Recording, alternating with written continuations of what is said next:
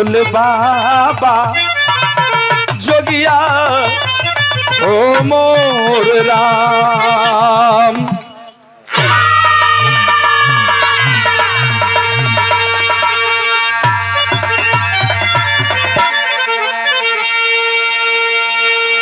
श्री मनोज यादव भैया ward number 14 ना। जब देश गुलाम था, गुलामी की जंजीरों में मेरी भारत माता करा रही थी।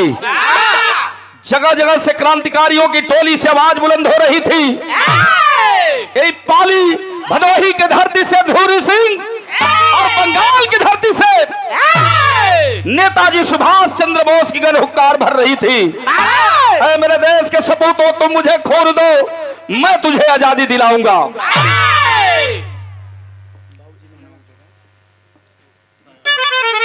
20-25 मिनट आप लोग जरा गौर करिहन। काम रहल तो जगह जगह से क्रांतिकारियों की टोली से आवाज बुलंद हो रही थी। कैसे बाबू?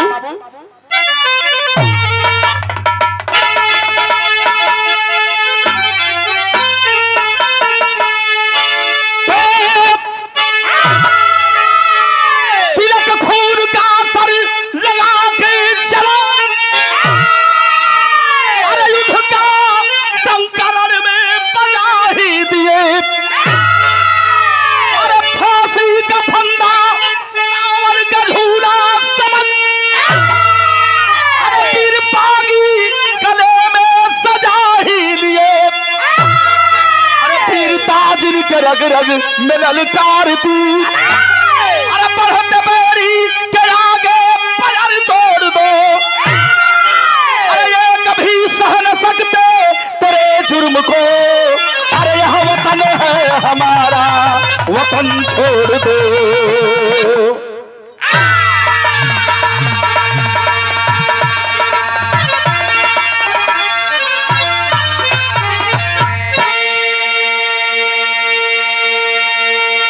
भैया हो, देश गुलाम रहल, गुलामी के जंजीरों में मेरी भारत माता करा रही थी। जगह जगह से क्रांतिकारियों की टोली से आवाज बुलंद हो रही थी। नेताजी सुभाष चंद्र बोस कहे थे, ऐ देश के जवानों, तुम मुझे खून दो, मैं तुझे आजादी दिलाऊंगा। यह एगो कव्वाली का टुकड़ा है मास्टर।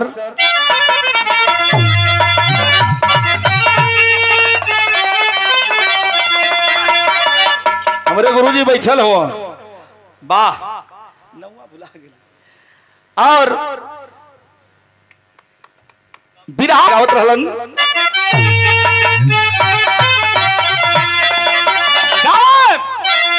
कि काबे में, अरे काबे में जलवा, काशी में नजारा है।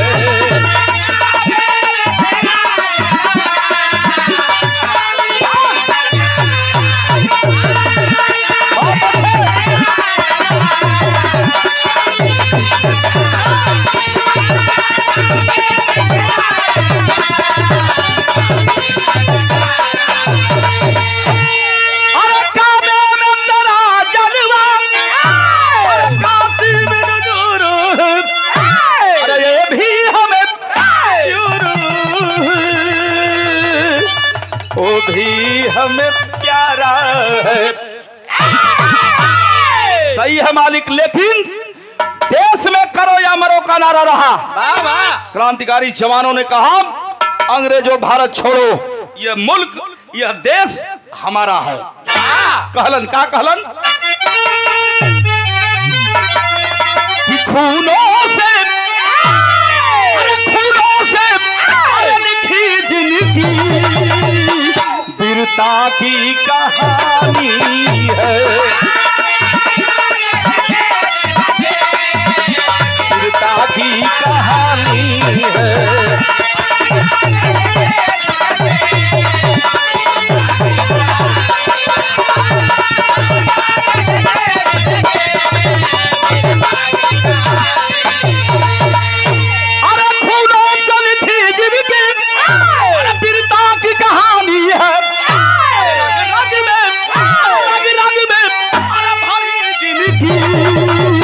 क्रांति की रवानी है।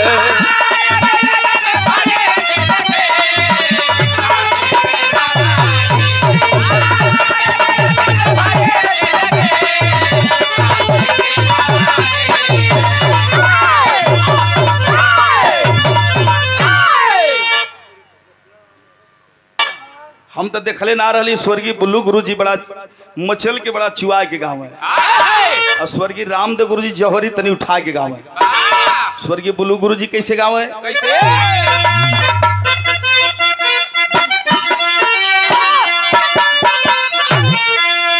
बानगी है मालिक कहे कि धन भरत भूमिया भारत हीरो का बता घराना चल में दुनिया ने दिल को माना।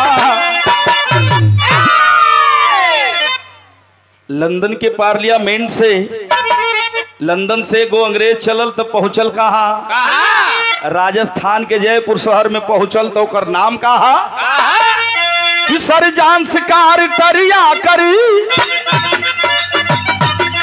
जयपुर में उधम मचाया तो बंद हिंद के बागी गोली से उन्हें उड़ाया। स्वर्गीय रामदेव गुरु जी कैसे जौहरी कहा है?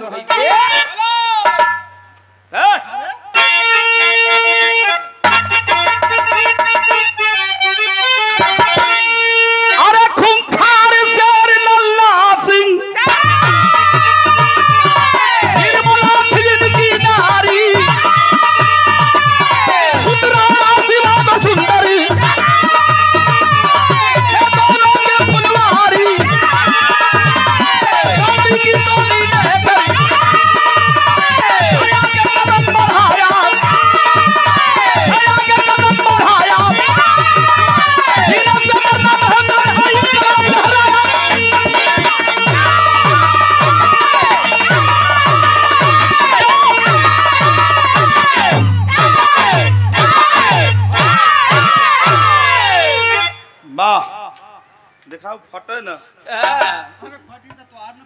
नहीं तो लल्लापुर में नहीं भाई 1000 लेवल लगल। हाँ ए भैया तनी बात समझ ली, देश गुलाम रहल करो या मरो का नारा रहा। वही समय लंदन से गो अंग्रेज आयल जौने अंग्रेज का नाम है सर जॉन स्कॉटर। अच्छा तो सरवन का नामो गजब गजब रहल, कौनों का नाम विलियम होल रहल, कौनों का लॉर्ड माउंटबेटन रहल, गजब गजब नाम रहल उन्हन का। होला छेद नाम रहा सारन का, होला छेद नाम रहा। चलो हो मुस्कान ए भैया आयल है राजस्थान के जयपुर शहर में तो उधम न मचा दहलस। 2 दिन आराम कैलस, तीसर के दिने अपने सिपाही को बुलाया, कहा कि सुना हो कि 5 क्रांतिकारी हमारे थाने में बंद है, अंग्रेजी थाने में बंद है, मैं चलो जरा उन क्रांतिकारियों से मुलाकात कर लो। ये भैया हथियार लिया, वो है अंग्रेज, और थाने में मिलने के लिए क्रांतिकारियों से चला है। जब क्रांतिकारियों से मिलने के लिए चला है मेरे बाबूजी, तो क्रांतिकारी जवानों के फील्ड में निकाल करके 12 धर में रीच कमीना निकाला है पिस्टल, कहा कि मेरे गुलाम तुम क्रांतिकारी बनोगे, देश आजाद कर रही बा तो लो इनाम देता हो तुझे। वही फील्डिया में खड़ा करा के हो भैया 5 क्रांतिकारियों के गोली मार दहलस। ई खबर जंगल के आग की तरफ पूरे हिंदुस्तान में फैल गई। वही जयपुर का रहे वाला एक पहलवान, भैया सॉरी, एक पहलवान जो पहलवान का नाम लल्ला सिंह चौधरी बतावल गई। राजस्थान में हमारे बिरादरी का लोग चौधरी लिखलन, अहिर बिरादरी का लोग चौधरी लिखलन। लल्ला सिंह चौधरी के पता चलल कि हमारे 5 जवानों के साला मार दिया, अब खून का बदला खून से लिया जाएगा। 20 को पट्ठा पहलवानन जवानन के 20 साल 25 साल 22 साल जवानन के इकट्ठा कैलस, कहलस कि हम अंग्रेज से बदला लेंगे। कुल जवान चल दिले भैया तैयार थे। गीत लगल, कौन गीत बा?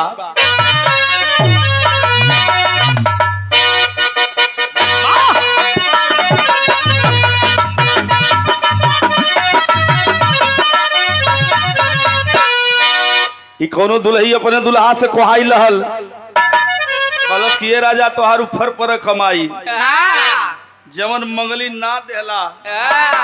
गुस्सा में दुल्हनिया अपने दुल्हा के डांटतिया, कहतिया, कहले रहल कि हमारी पैजे हो, अरे हमारे पैजे बराजा हीरा जड़ादा।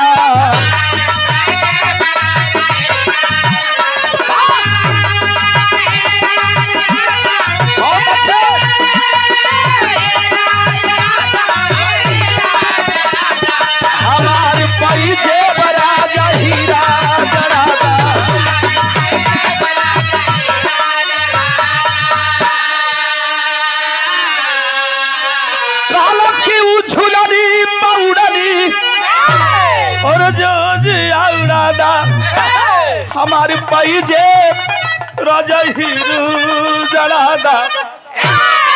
लेकिन 12 पहलवान गरीब था, किसान था, लेकिन पहलवान था, देश को आजाद कराने के लिए बिगुल बजाया करता था। तब लगाई दी हले हो, पहुंच गया पहलवान, अरे लगाई दी हले बागी आगी थनवा में, थनवा में।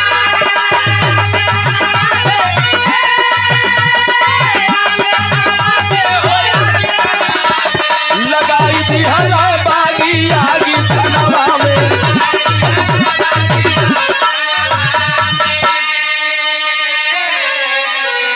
थनवा में अंग्रेज के आग लगा दहलस। अगिया लगौलस तो एक काम और कैलस का कि अंग्रेजवन के दिहल मुआई, अरे पतवा लगावे गोरा पगलाई हो।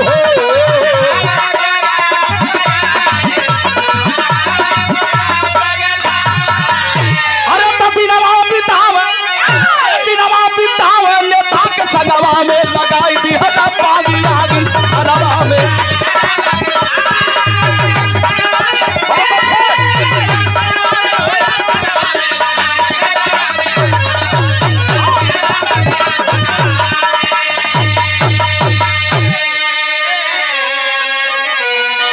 बदला लिया अपने हिंदुस्तान का, 5 क्रांतिकारियों का बदला ले लिया और अंग्रेजी थाना को फूंक करके 7 अंग्रेजों को मार करके बाबूजी घरे ना गयल।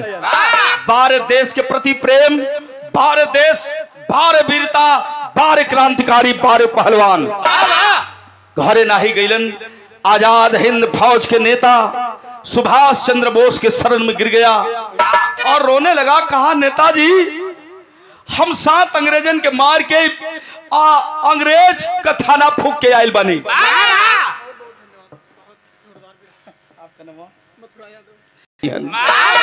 अपने जवानन के सीना में बारूद भरत रहलन। तनी यहर के बतिया यहर छोड़ा हो भैया, वो लल्ला सिंह चौधरी के परिवार में के हो? दुल्हन है माई बाबू तो बचपन में मर गए रहलन। लल्ला सिंह चौधरी के दुल्हन का नाम निर्मला बतावल गई।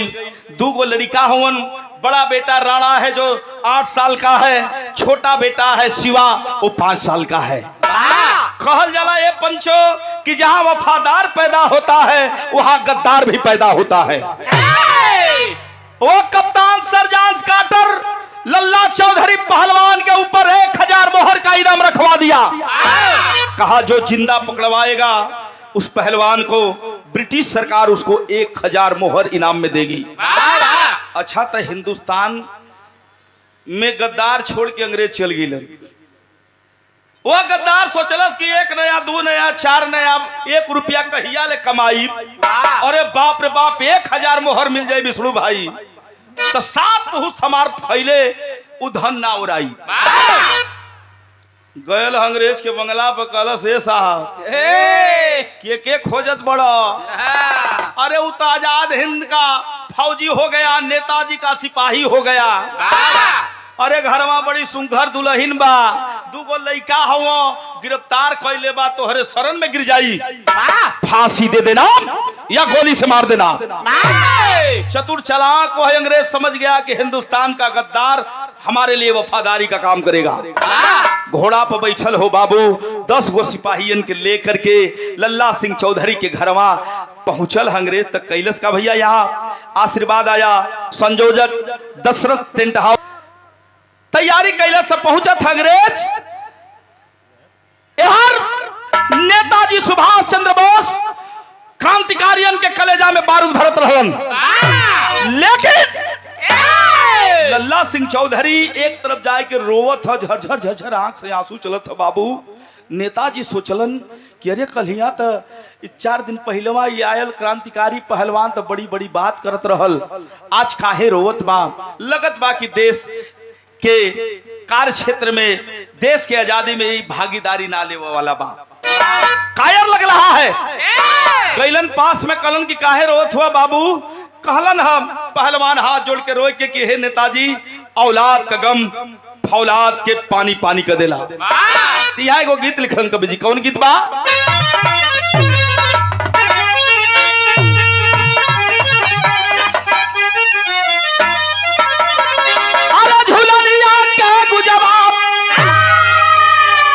एहो गीत के स्वर्गीय रामदेव गुरु जी बड़ा पीस के गाँव है। कहाँ की झूला दिया के जवाब और टूटलिया राजा, अरे जवनिया में गड़िया छूटल ये राजा।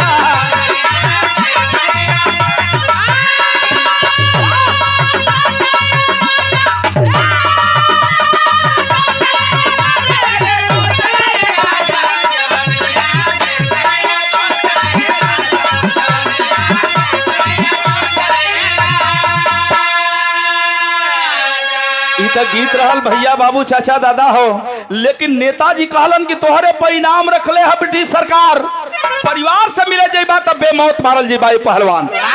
तो रो करके वो जवान कहता है नेताजी से, का कहलन कि अरे माया सवत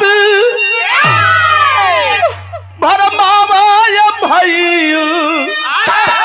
अरे सुगनवन के याद आवे ये भैया।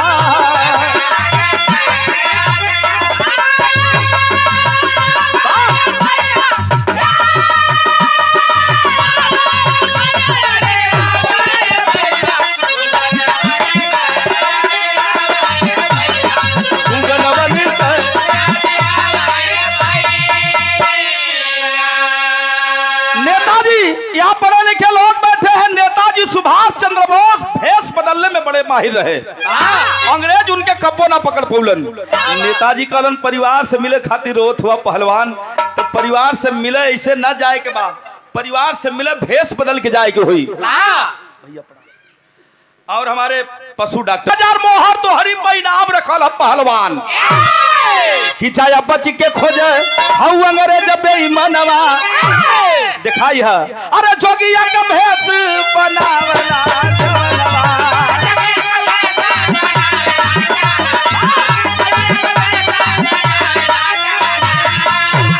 अरे तो सरंगी पायल खा, सरंगी पायल खा जगावा ये भैया, सुगनवन के याद आवे ये भैया।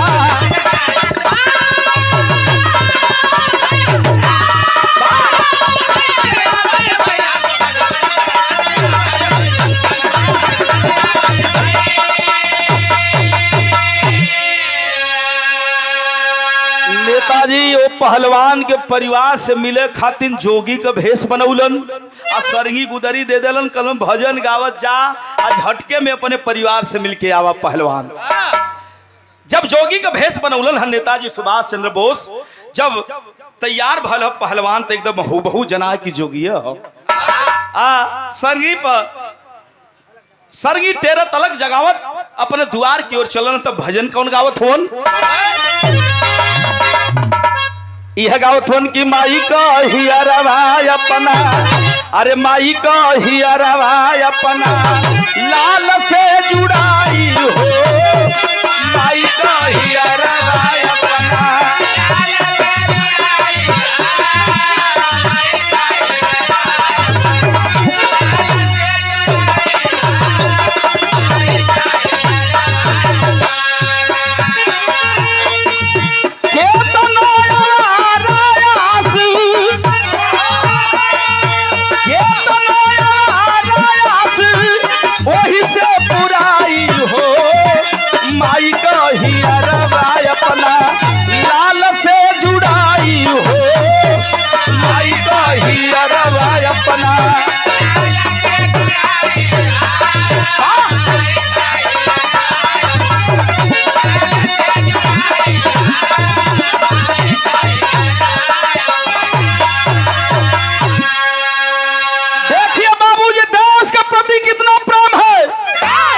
एक तरफ परिवार खतरे में है पहलवान का और एक तरफ देश खतरे में है बाबूजी।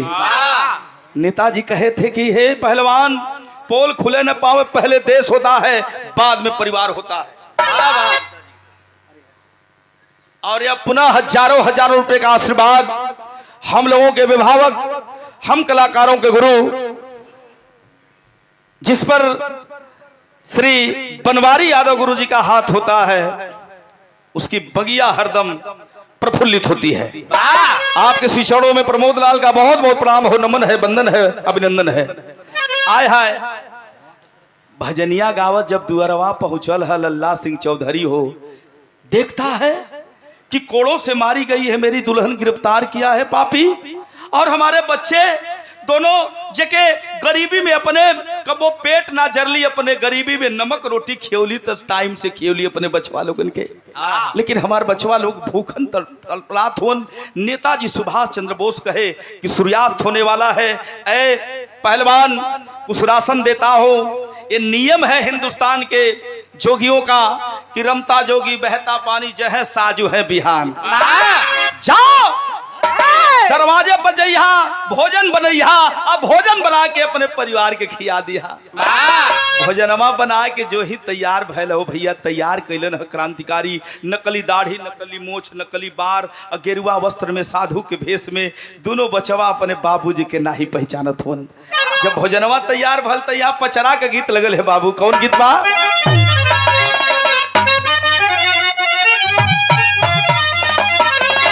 माई बहन लोग गावेली बैठल ही, माई बहन हमारी बड़ा सुहावन लगल गीत की निबिया के डारी मैया, अरे निबिया के डारी मैया, अरे नावली झलुआ फूक झूली झूली ना मैया मोरी गावे लिखतिया हो झूली ना। तो गीत बा जो ही भोजन तैयार भैल, दोनों बचवा राणा शिवा जाके कहत होन कि हे जोगी बाबा, हमनी का का कसूर बा कि पानी मंगला पर अंग्रेजवा हमनी के गंदा पानी देता, रोज खाना मंगला पर सुखाई रोटी देता। हमार बाबूजी पहलवान रहलन, हमन का कमो पेट नहीं जलन बाबा। ई खमन दिन हमार माई कौन कसूर कैले बा, रोज कोड़ा से मारला, अंग्रेजवा हमार माई बेहोश पड़ल बिया। तब तब माहूर न हो गल भजनवा हो, तम आ गया वह जोगी रूपी क्रांतिकारी, क्योंकि नेताजी कहे थे पहले देश है बाद में परिवार है बेटा। कि बनाई के भोजनवा बाबा,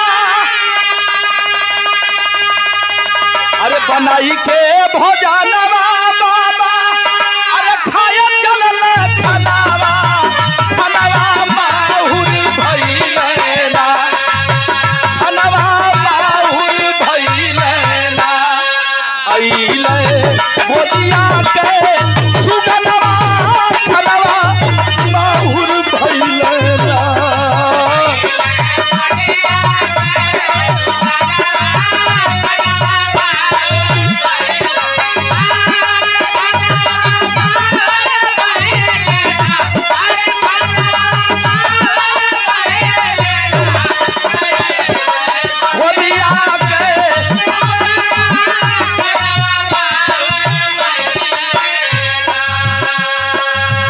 कलेजा फट गल जोगी रूपी क्रांतिकारी का कहला से बचवा, मैं रमता जोगी बहता पानी, तोहार बाबूजी तोहार पापा जहाँ भी वही जरूर अइहन, ला भोजन खाला।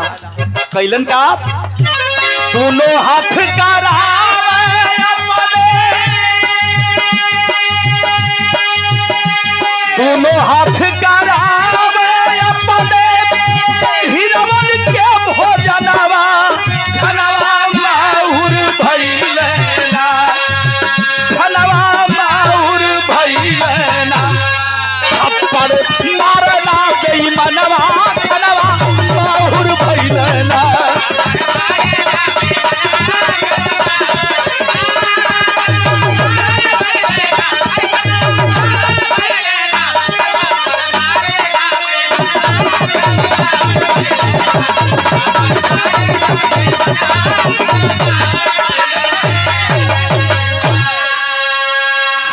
यादव भैया की तरफ से 500 रुपया बहुत बहुत प्रणाम सरिया की धरती से। और हम लोगों के गुरु बिरहा जगत के सांस्कृतिक प्रकोष्ठ के राष्ट्रीय सचिव समाजवादी पार्टी श्री बाला यादव भदोही आवास मुसी डगडगुआ। अच्छा तो नमो गजब गजब कहला। हमरे जिला में एक ठे जखनिया के बगल में मुस्कान एक ठे गाँव है, जौने गांव का नाम है अड़ीला। अड़ीला तनी से वही पहा लगा देबा तो तनी से फुहर हो जाए। तो नाम हम भाई असमंजस में पड़ जाला आदमी। तो बहुत सुंदर। यहाँ जब हम लोग आते हैं तो हमारे बाला यादव अपने स्नेह से अपने प्यार से हर कलाकारों का स्वागत करते हैं। ये 500 रुपए का आशीर्वाद आपके सीचड़ों में बहुत बहुत प्रणाम करता हूँ, नमन करता हूँ। और मनोज यादव वार्ड नंबर 14 से जिला पंचायत पद के भावी उम्मीदवार 2026 भैया की ओर से 100 रुपया बहुत बहुत प्रणाम बा नमन बा। आय हाय बाबूजी जो ही ये कहा कवर दोनों बचवा खा थुमन हो, तब तक अंग्रेज घोड़ा पर सवार होकर सरजांस काटर आया निगरानी करने के लिए। देखता है कि हमारे बिना इजाजत का ये साढ़ू सारे के साधु बोला ना आया था, हिंदी शुद्ध बोला ना आया वो अंग्रेजवन के साधु के साढ़ू कहत हो। ओ साढ़ू बिना मेरे इजाजत का इन बच्चों को भोजन करा दिया, खबरदार। दोनों बचवा अंग्रेजवा के देखलन तो ये भैया भागल बेहोश माई निर्मला के पास गईलन, जगावे लगलन माई जागा हो। एक ठे साधु बाबा भोजन करावत रहलन, भोजनो ना करे दलस पापी। फिर आए गए बिरहा जगत के सुपरस्टार कलाकार इसी सरजमी से विष्णु यादव भाई। क्या कहना, बहुत सुंदर कलाकार ये भाई का, हमके बड़ा नीक लगा। हो एक कलाकार समाज के दर्पण है, समाज की आईना है। कलाकार किसी रूप में अपने श्रोता के लिए, अपने भगवान के लिए हर रूप में होता है। हमारा के लोग धोती कुर्ता में बिरहा में सुनीला, जोगी भजन निर्गुण भजन में हमारा के आप लोग सरगी गुदरी में सुनीला। आप लोग भोजपुरी में सलवार समीज में। यो भाई की तरफ से सुंदर पुष्पहार 500 रुपए का आशीर्वाद बहुत बहुत प्रणाम करता हूँ, नमन करता हूँ। आए है बाबूजी आखिरकार जब अंग्रेज आयल खींच के तमाचा मरला सा दोनों बचवा अपने माई के जगावे लगलन। अंग्रेज कहा कुछ दाल में काला है, इस जोगी रूपी साधु को पकड़ लो, पकड़ के पैर में बांध दो। सिपाही पकड़ के पहलवान के देखा यह देश है, ये देश के प्रति भक्ति कितना जागृत है भैया। आज पेड़ में बांध दिया गया। पहलवान चाहता तो 5 सिपाहियों को मार करके ढेर कर देता, लेकिन एक तरफ परिवार खतरे में है, एक तरफ देश खतरे में है। बाबूजी पेड़ में बंध जाता है और वार्तालाप करने लगा। कहा कि बता तुम कौन हो, कैसे आए, कहाँ के रहने वाले हो। कल साहब रमता जोगी बहता पानी दुअरवा एली, खाना बना के खात रही, बचवा तू गोइलो खिया देली तो का गलती कैली। बेहोश पड़ी है, जरा सपोज करिएगा, बेहोश पड़ी है। उस पहलवान की दुल्हन निर्मला दुल्हन जब कान में आवाज जाती है, ये तक केहू का आवाज ना, हमारे मांगी का सिंदूर, हमारे भगवान का आवाज लगत बा। हौसला मिलल, शक्ति मिलल, उठ करके बैठ जाती है निर्मला। तो सामने देखती है कि साधु वेश में हमार सैया आइल बाड़े, हमार स्वामी हमार भगवान आइल बाड़े।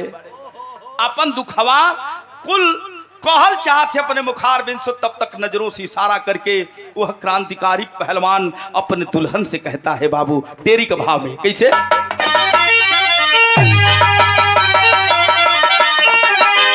अरे कहले बचाई के माई का लजिया,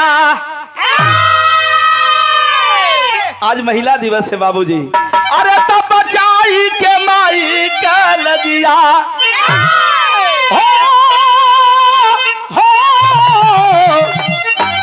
अरे मोरे राम बचाई के माई का लजिया।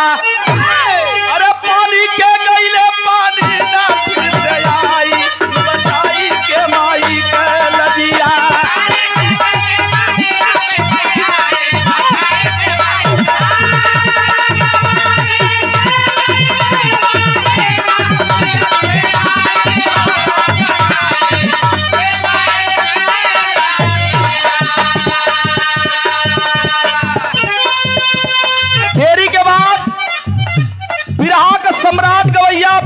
गुरुजी तेरी के बाद बिरहा के बानगी का है।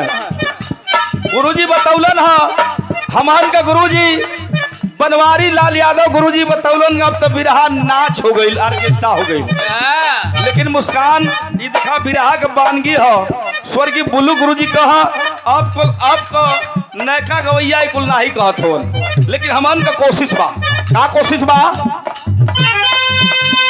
स्वर्गीय बुल्लू गुरुजी कहा है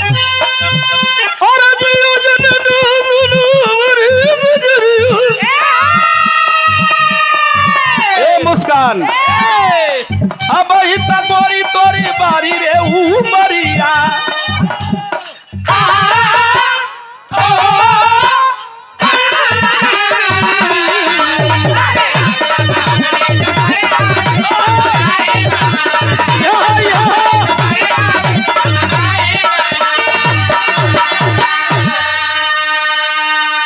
जवान कहलस की बचाई के माई कलजिया पानी के गईले पानी ना फिर से आई है दुल्हन बचाई के माई कलजिया।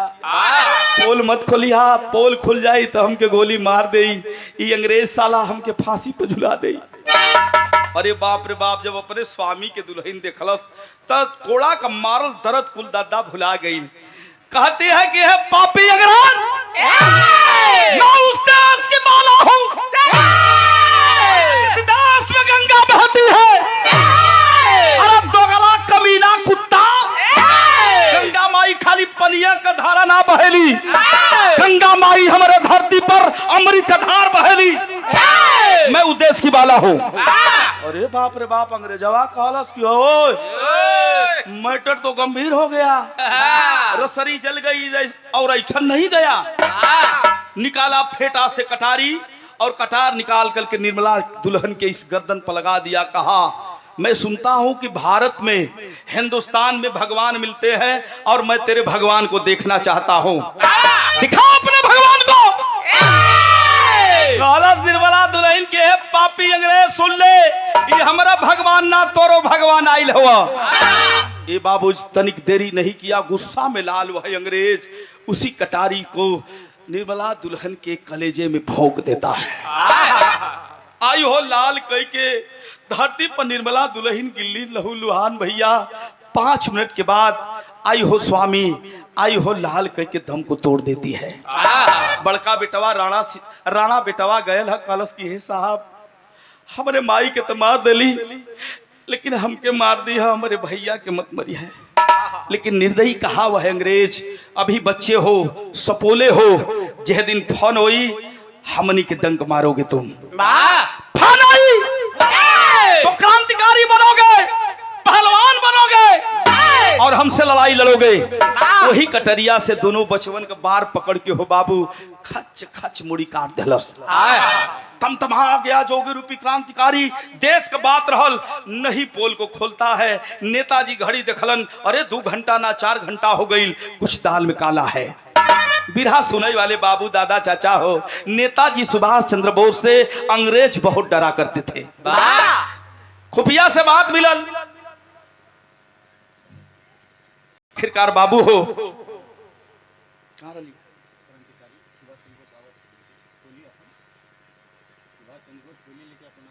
हाँ नेताजी सुभाष चंद्र बोस टोली लेके अपन क्रांतिकारियों के आवत होन की देखी, लगत बात की कुछ दाल में काला बा।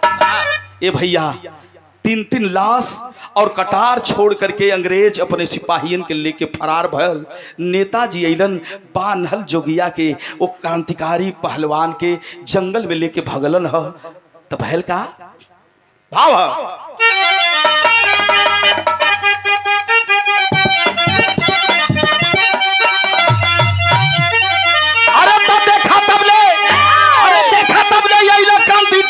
सुभाष करिया हो नेताजी।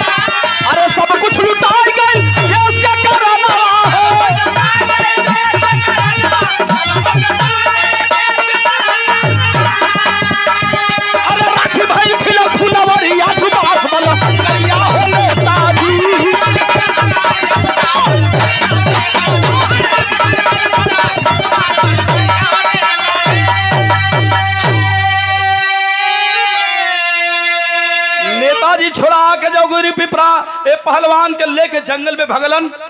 वही जंगलवा में नेताजी के चरण पर गिर के पहलवान लल्ला सिंह चौधरी रो रहल बा। हमारे सामने हमारे दोनों बच्चों के मार दिलस साहब, हमारे दुल्हन का गला रेत दिलस, हम कुछ ना कबौली।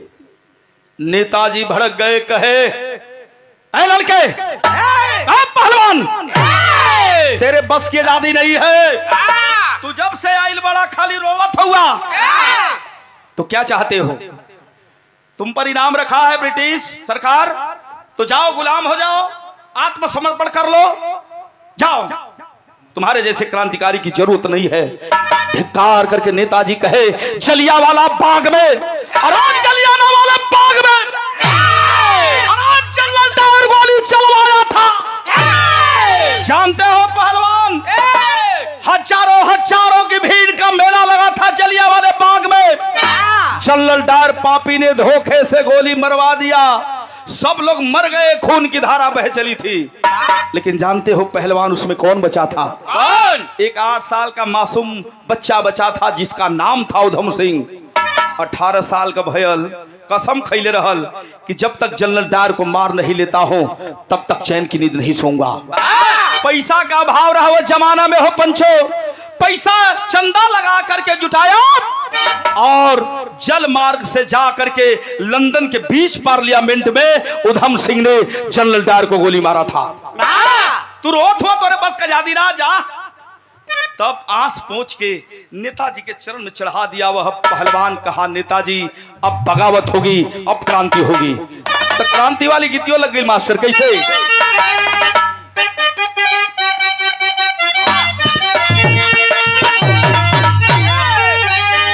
ये देखा मिर्जापुरी कजरी है, ये हर जिला के फानत चले ले। कैसे? अरे बारी उम्र कमर लचकनिया, बारी उम्र कमर लचकनिया, बड़ी अच्छी चनूर के बनिया, बड़ी का झूला झूलनिया,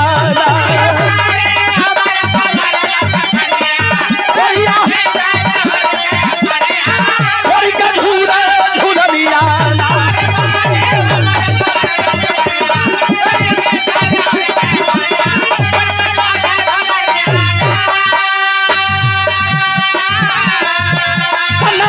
जख्मी शेर के सीने, नाचे जख्मी शेर के सीने, मैं तू भालवा हो चयनवा, माटी के नस्बे में रवाना, नाचे जख्मी शेर के सीने, मैं तू भालवा हो चयनवा, माटी के नस्बे में रवाना, नाचे जख्मी शेर के सीने, मैं तू भालवा हो चयनवा, माटी के नस्बे में रवाना। अरे तले के अरे माटी तिलक लगाया,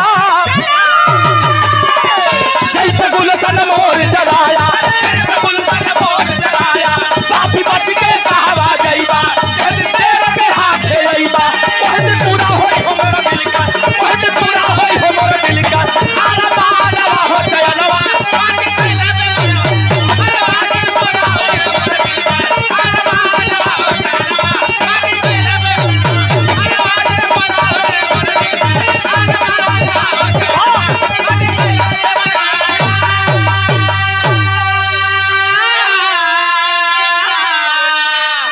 कहला से नेताजी जब ले वो सारे के मारब ना चैन से ना रहो। ई बतिया कसम खाए वाली बतिया ही हो फैल गई जंगल के आग की तरह कि वो पहलवान कसम खाया है अंग्रेज को मारेगा तो मारेगा। अच्छा तो वह गद्दारवा जो परिवार के गिरफ्तार करौले रहल हिंदुस्तानी गद्दार पहुंचल है, फिर खबर देव मुखबिरी कर कि ये साहब के बता दी सारे के भाग जाओ लंदन, नहीं तब बेमौत मारल जाई। पहुंचल है अंग्रेज के बंगला पर, तो अंग्रेजवा भिस्की का बोतल खोल के चिस्की लेत रहल। दूरवा से विष्णु भाई देखलस हिंदुस्तानी गद्दार के नशा में बोलत था,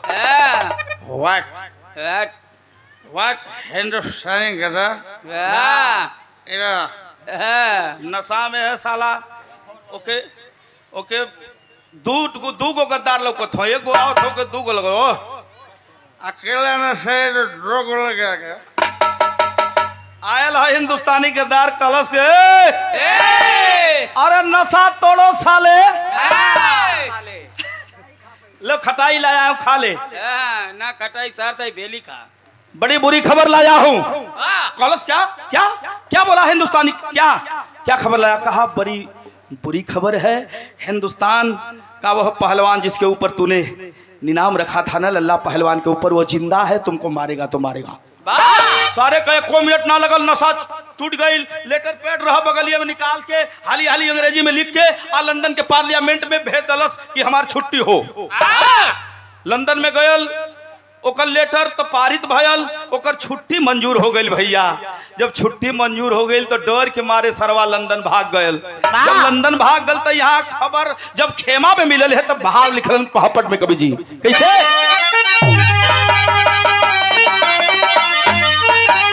अरे फंसी भंवरी में अरे फंसी भंवरी में आज धर्म का नैया धरती मैया के अरे भागल जान बचा के नीच कसैया धरती मैया के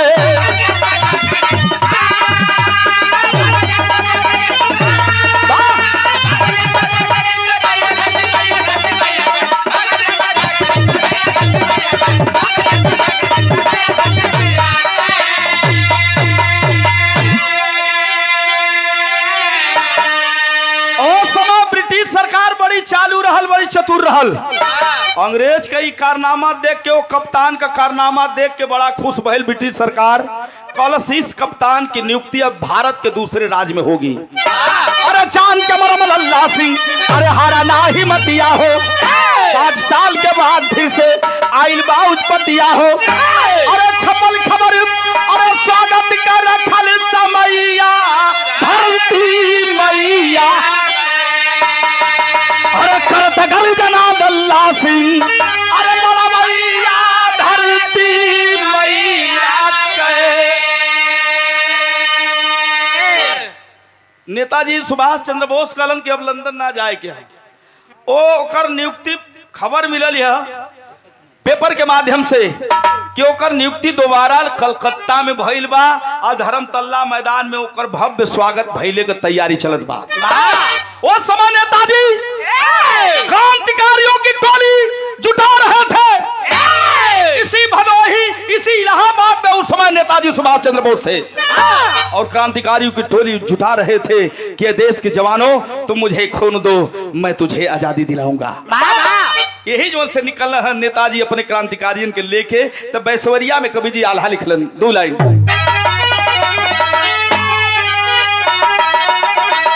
अरे बचान से बढ़ी कर यान कीमत अरे कीमत समझा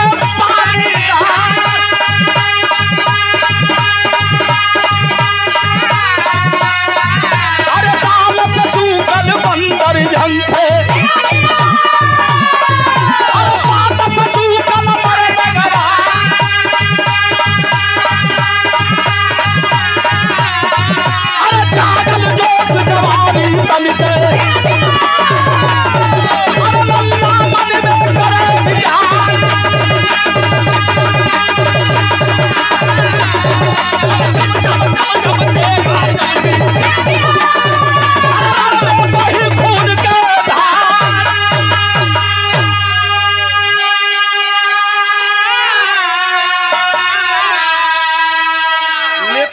एक बतिया एक लाख का बतियावत इलाहाबाद से निकलन 4 दिन बाद उसका भव्य स्वागत होने वाला था नेताजी कभी पैदल कभी साधन से कभी पैदल कभी साधन से कलकत्ता पहुंच गए जौने दिन भव्य स्वागत होत रहल जे भैया पंच परमेश्वर बैठल हुआ 2 मिनट और हमार विराह हमारे विराह का मेन कहानी ये भैया नेताजी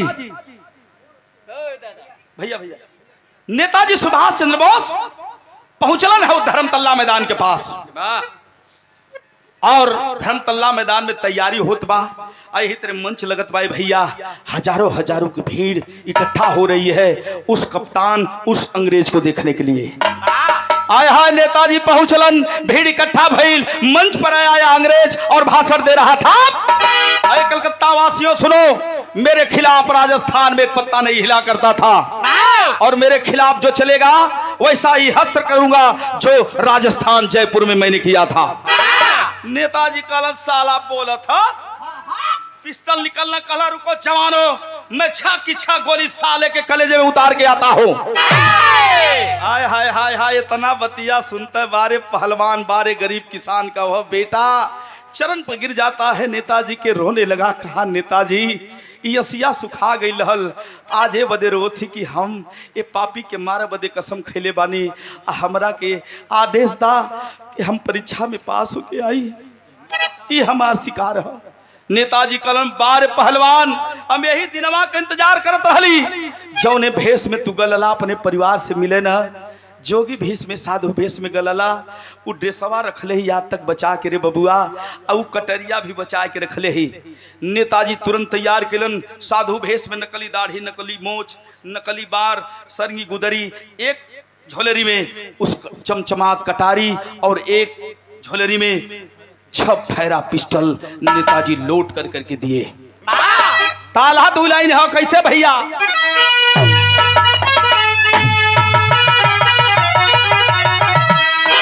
गुरुजी, हमारे गाजीपुर का हनीफ दादा, आप सुन ले हुई हो, हम तो देखले ना रही, लेकिन आप सुन ले बानी, अपने जवानी के आलम में, अपने बुढ़ाइयों अवस्था में आल्हा बड़ा मचल के गाँव है। कैसे गाँव है?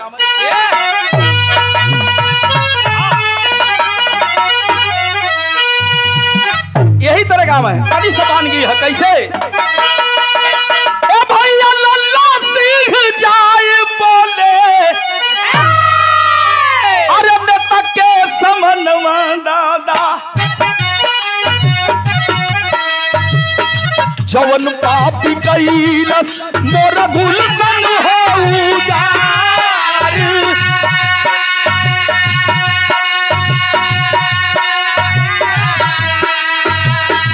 जवन पापी कैलस अरे गुलशन हो,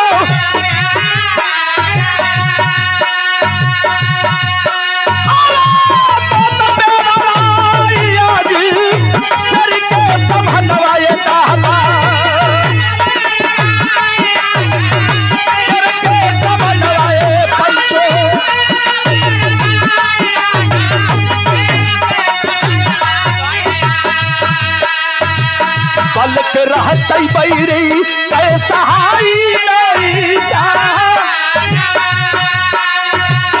पलक रहतई बैरी कै अरे सहाई नहीं,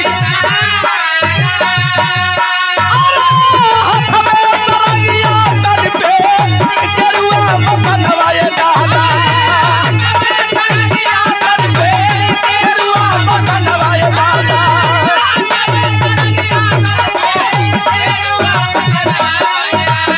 छुड़िया छुपाए जाला शेरा वाली, छुड़िया छुपाए जाला शेरा वाली,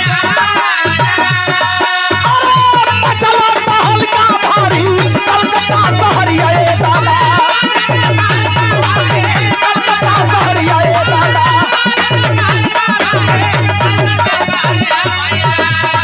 अरे भी आया पार जुटे बड़ा बेईमान,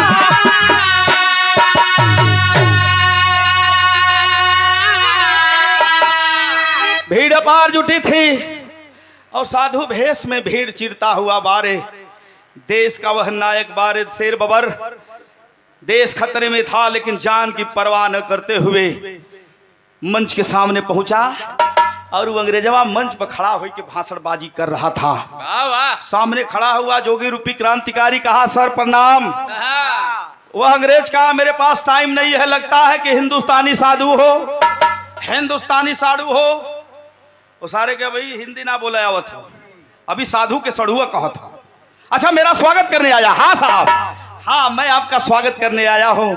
मैं रमता जोगी बहता पानी साहब, हम हिंदुस्तान का नागरिक होना के नाते, होइला के नाते हमारा परम कर्तव्य बा कि आप हमारे मेहमान हैं, नए आए हैं, आपका सब लोगों ने स्वागत किया, तो मेरा भी फर्ज है कि मैं आपका स्वागत करूं। कहाँ आओ? मेरा स्वागत करो। ये तनी बतिया सुन तब पहलवान रहबा कल छलांग लगा के मंच पर खड़ा होगा लाके कल जय हिंद सर। चलो ओके ओके टाइम नहीं है। धर्मतल्ला मैदान के चारों तरफ देख ले जवान तो अंग्रेजी फौज लेके बंदूक खड़ी है आरी आरी धर्मतल्ला मैदान के। ए भैया तुरंत माला निकलने के बहाने झोलक में हाथ डल जवान की माला निकाल के स्वागत कर दी।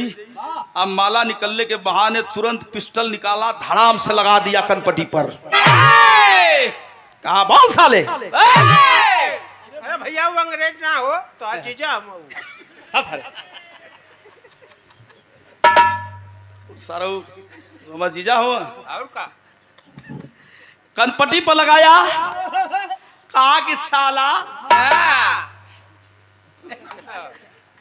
साला तू मेरा हिंदुस्तान को गुलाम बनाएगा। नकली दढ़िया नकली मोछिया नकली बरवा निकाल के फेंक दलस कलो बाबा गलमू अंग्रेजवा कलो पहलवान। अरे लल्ला सिंह चौधरी तू अभी जिंदा है? मुझे तो ये मालूम हुआ था कि मेरे डर से मेरे खौफ से तू मर गया होगा। नहीं रे साला मैं मरा नहीं हूँ, इंतकाम के ज्वाला में भड़क रहा था। आज तुझे पाया हूँ। ऑर्डर दे अपने सिपाहियों को जो उन खोदानी लेके खड़ा हुआ बंदूकिया सारे इन्हन से कहो कि नीचे बंदूक फेंक दे। माइक पकड़ कल के सिपाहियों अंग्रेजी सिपाहियों जल्दी बंदूक फेंक दो। ये साधु भेष में क्रांतिकारी आया है मुझे मार देगा। जब बंदूकिया फेंकवा ले जवान अपने तिरंगे झंडे को सलाम करता है बाबूजी, अपने देश के जनता को सलाम करके और उसी पिस्टल से ठाय ठाय ठाय 3 गोली मरलस। मंच पर गिरल बॉयलर मुर्गा की तरह साला अंग्रेज। अफरा तफरी मच गई। वही भीड़ में लोग भागे लगल की गोली चलते भैया चला बहुत देखल जाइए ऐसा कप्तान सरवा गोली चलवा दिलस।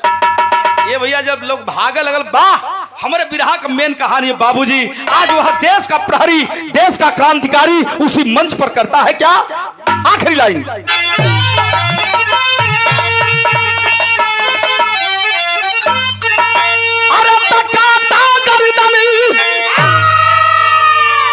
वह कटरिया दूसरे झलरिया से निकाल के बारे हमारे देश का पहलवान बारे लल्ला सिंह चौधरी आई बरवा पकल्लस अंग्रेज के तक कैलस का। अरे अरे पापी का चला के छुड़िया अरे भागल देश का जवानवा हो उठा के मुड़िया।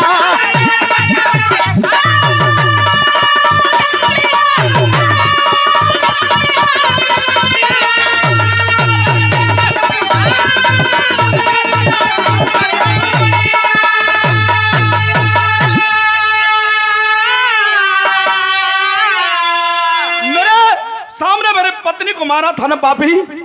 मेरे 5 क्रांतिकारियों को थाने में मार दिया था और मेरे मासूम बच्चे तेरा क्या बिगाड़े थे। अभी पढ़ने लिखने की उम्र थी, हंसने खेलने की उम्र थी, मेरी बगिया को उजाड़ डाला तू। बाल को पकड़ा और उसी कटारी से उस अंग्रेज का गर्दन काट लेता है और गर्दन को छोड़ता नहीं है। उसी झोलरी में रख लिया जहां नेताजी सुभाष चंद्र बोस इंतजार कर रहे थे अपने वीर पहलवान का। लेकर के अंग्रेज का मुड़िया नेताजी के दिखावे चलल है। तब जवान अरे पिठिया में गोली मारे गोरे बेईमानवा अरे धरती रोवाना ऊपर रोवाना गगनवा।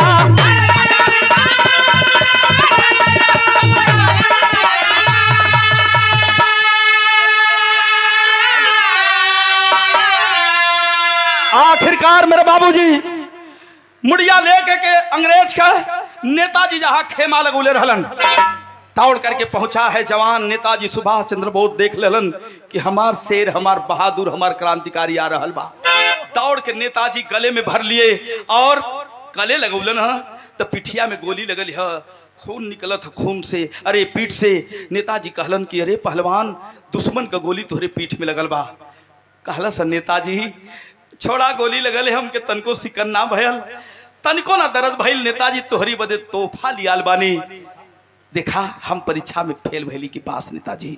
नेताजी जब झोलरी में देखलन हा बरवा पकड़ के मूड़ी जब निकलन तो अंग्रेज का मूड़ी धरती पर पटक दहलन, पटक के आप मरलन हल्लाते से फुटबॉल की तरफ फेंका गिल वो पापी का मूड़ी। कहले आज हमके विश्वास हो गले जवान कि तुम मुझे खून दो मैं तुझे आजादी दिलाऊंगा। नेताजी के बाहों में रो रहा था।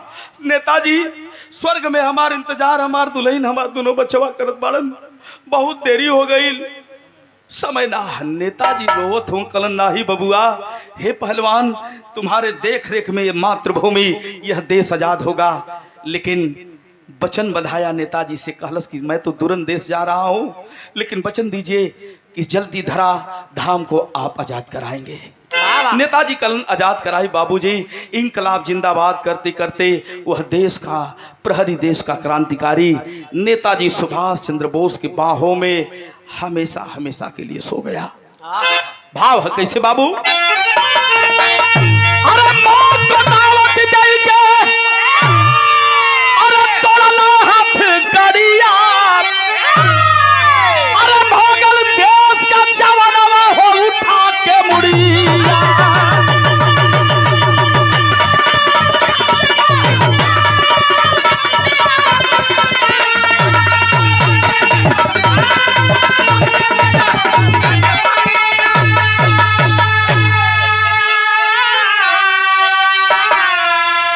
एक देश बबर क्रांतिकारी की कहानी, आखिरी भाव कैसे?